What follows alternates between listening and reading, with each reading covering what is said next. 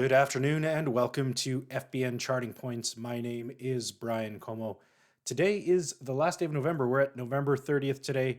Let's get through some of the legal disclaimers, shall we? Trading futures and options involves the risk of loss. Please consider carefully whether futures or options are appropriate to your financial situation. The material is provided as is and for informational purposes only. It is not intended to be a substitute for specific financial, trading, legal, or tax advice. Neither Farmers Business Network nor any of its affiliates make any representations or warranties, express or implied, as to the accuracy or completeness of the statements or any information contained in the material, and any liability, therefore, is expressly disclaimed. Past results are not necessarily indicative of future results. All right, I'm not going to lie, I had a little bit of writer's block with this one today, simply because a lot of the markets are just in kind of a sideways directional pattern. But I thought I would pull some things out of the market that might be interesting to talk about anyway, and maybe give some ideas as to where some areas to watch out for might be. So we'll start with canola. We're primarily going to focus on canola and soybeans today. We have a little bit on wheat at the end as well. All right, soybeans are kind of trading in a sideways pattern right now. We can kind of see the 50-day moving average and the 20-day moving average kind of moving towards convergence. This is a signal of markets that are moving towards neutrality. We have currently the outside range or the inside range, right now at about 725 on the January on the top side to 690 or 691 or so on the downside. So a move outside of these support and resistance levels might mean that there is a bit of a shift happening. But of course, on the upside, we have some significant resistance here at about 731. And that 20 or 200-day moving average is also moving kind of towards that level. So those two kind of resistance levels may converge here, the 200-day moving average and that 731 resistance. Breaking below that 791, I think may open up the market to some risk further back down to about 670 or 672 or so. That'd be down in this area. So as you can see, we're still kind of locked into a very sideways channel on canola. It has been narrowing in over the last couple of weeks or through much of the month of November, but the wider range is still pretty close between 670 and 630 or 730, sorry.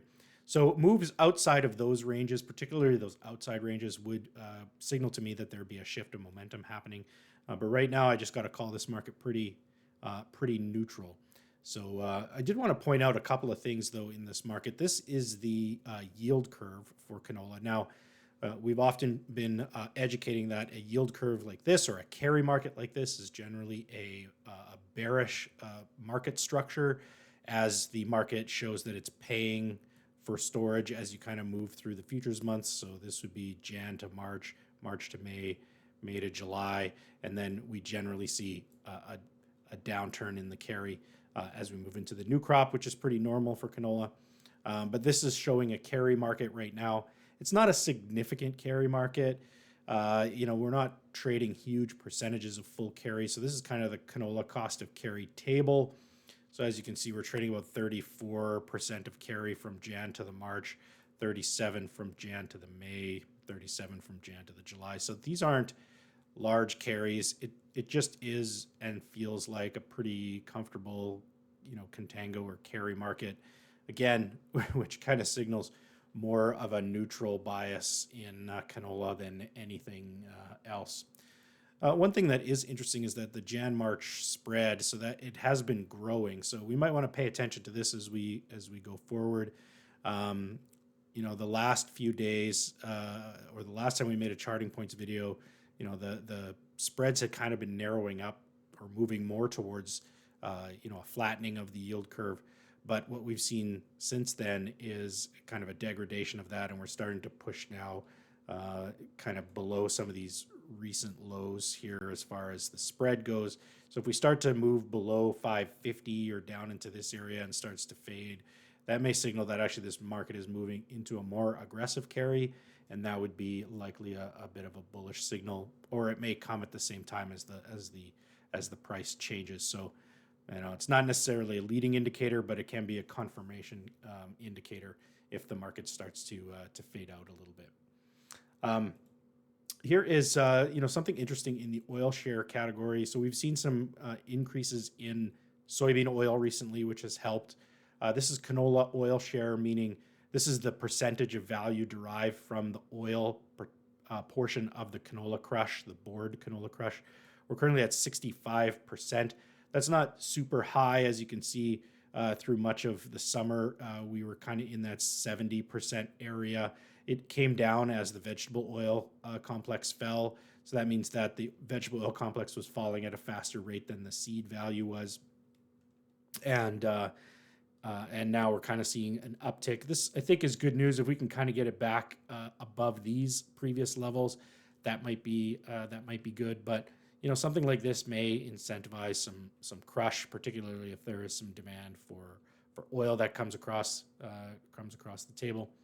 Um, but at least it's trending in the right direction, coming off of its recent lows after losses in the vegetable oil complex. Here's canola board crush margin.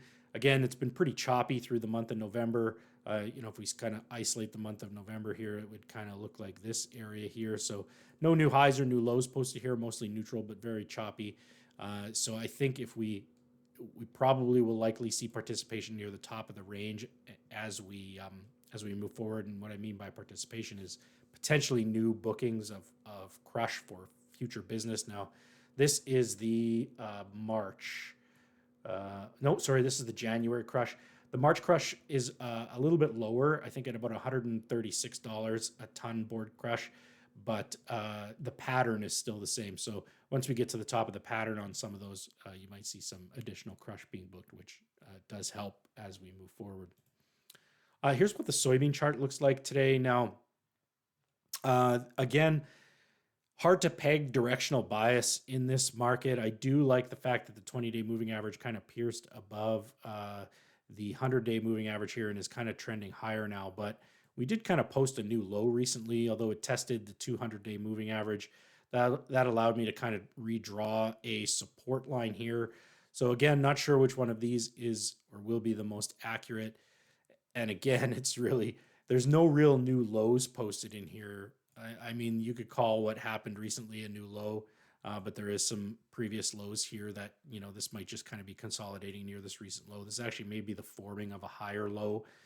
So what happens on the next push will be important. If we can kind of break above this $14 area, I think that would be significant. But right now we're continuing to kind of mull around the 13.5 area. And again, mostly what happens between here and 1390 could be considered noise. We kind of need to see it move above that $14 area to continue the trend higher if this is going to be a higher trending market. Just to kind of compare what the yield curve looks like on soybeans.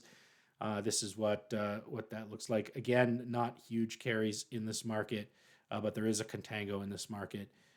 These as we get into summer, it looks like they're predicting, because of the large Brazilian crop, that that there might be a bit of an inverse in the market here as the new Brazilian crop comes online for August and September.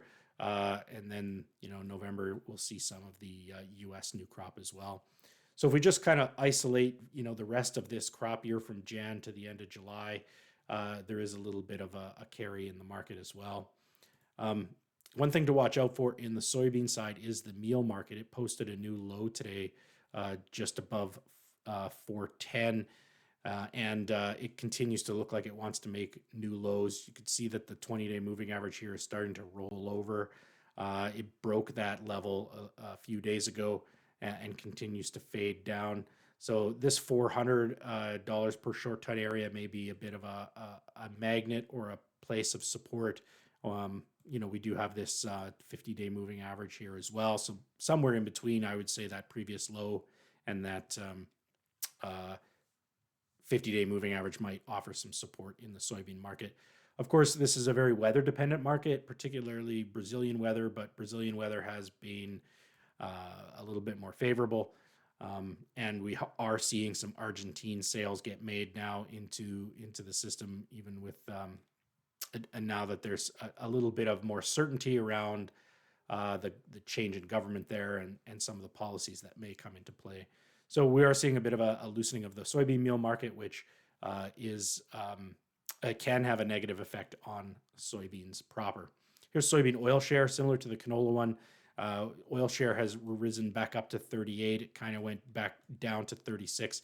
This move lower in oil share was a result of the large rally in soybean meal. So now that the meal is peeling off, the share of the oil is increasing, and we haven't really seen as many losses in the oil side recently. So that's kind of coming back into balance. But probably a better thing for canola than it is for soybeans, because soybeans are more dependent on the price of meal than they are on the price of oil at this point. Here's what that soybean cost of carry looks like.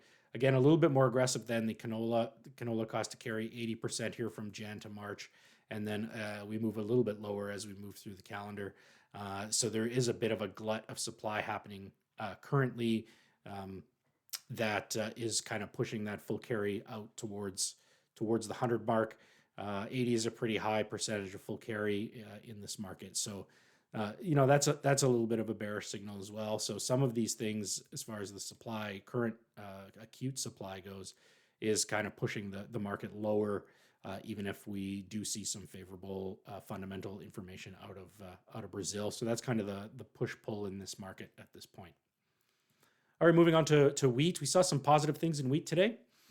There's still a little bit more on the neutral bullish side, but I'll point out what I liked about the market today. We moved above the 20-day moving average. We moved above the 50-day moving average, and we managed to post a close above both of those levels. That could signal that this market might take this thing up to 620. Now, I cleaned this Chicago up a bit because I think that there's quite a bit of short covering that could come into this market that could push it up to that 620 area. But if we do look at some of the other markets, some similar things happened. We saw a breach of the 20-day on the Kansas wheat, a breach of the trend line that is on here, as well as the 61.8% Fibonacci level. So, that could signal that we're going to make another run up to the 670 area here in hard red winter wheat as well. And as you can see, there's kind of another, close to this level, there's another trend line. There is the 50-day moving average as well. So now the magnet in wheat appears to favor towards the upside, at least until we kind of hit some of those technical levels from the past. Minneapolis looks somewhat similar. We reached that 61.8% Fibonacci. We haven't moved yet above the 20-day moving average. So this one looks a little bit more precarious, but I think if Chicago's going to go, I don't think there's a lot of risk. And if Kansas and Chicago are going to go, I don't think there's a lot of risk in Minneapolis trading opposite at this point. But, nothing is guaranteed. But this one is the weakest looking technically. But I think the rising tide may keep this boat afloat if we're going to see some additional gains in the other wheat markets. All right, that is all that we had for you today. Have a great day. We will see you again next week, Tuesday. We'll see you then.